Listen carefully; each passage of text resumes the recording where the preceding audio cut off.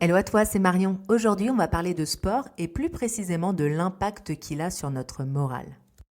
Avec l'énergie incroyable des derniers Jeux Olympiques de Paris encore dans l'air, c'est le moment parfait pour te montrer comment le sport peut devenir ton meilleur allié pour cultiver ta bonne humeur. Oui, tu m'as bien entendu, bouger ça fait du bien au corps mais aussi à l'esprit. Alors comment le sport peut-il nous aider à rester au top, tout comme ces athlètes olympiques ? C'est parti.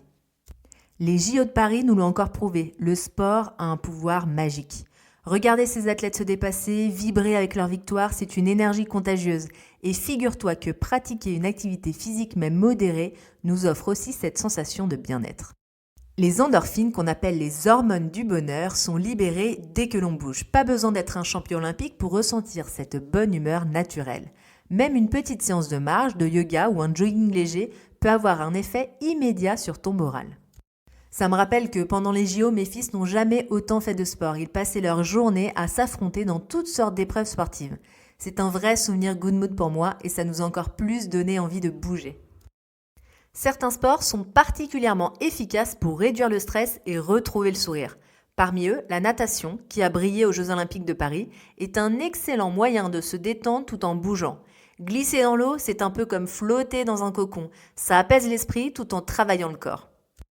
Tu as vu comment les athlètes des JO trouvent cet équilibre entre effort physique et maîtrise mentale. C'est exactement ce qu'on peut intégrer dans notre quotidien à notre échelle. Le sport, c'est aussi une question de rituel. Moi, par exemple, après avoir vu les marathoniens de Paris, j'ai commencé à marcher davantage en profitant de ma ville et de ses espaces verts. Ce n'est pas seulement bon pour le corps, mais aussi pour l'esprit. Ces moments en plein air m'aident à faire le vide et à repartir avec une énergie toute neuve. Le plus important dans le sport, c'est de s'écouter.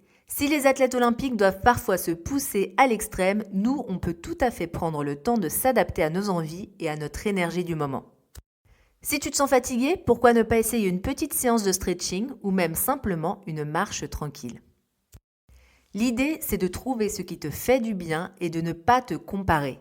Après tout, chaque mouvement compte et l'important est de ressentir ce petit bonheur après l'effort. Alors, cette semaine, je te propose un challenge inspiré des JO. Trouve une activité physique qui te fait plaisir et fais-en ton rituel feel good. Que ce soit une balade à vélo, un cours de danse ou même une session d'escalade, prends le temps de bouger et de voir comment ça impacte ta journée. Le sport, c'est bien plus qu'une question de performance. C'est une source de bonne humeur et d'énergie. Alors à toi de jouer. Partage tes découvertes et tes activités sportives avec moi sur Insta, cultive ta bonne humeur, j'ai hâte de te lire. N'oublie pas de t'abonner au podcast sur ta plateforme préférée pour ne rien rater des prochains épisodes. À très vite pour un nouvel épisode des super pouvoirs de la bonne humeur.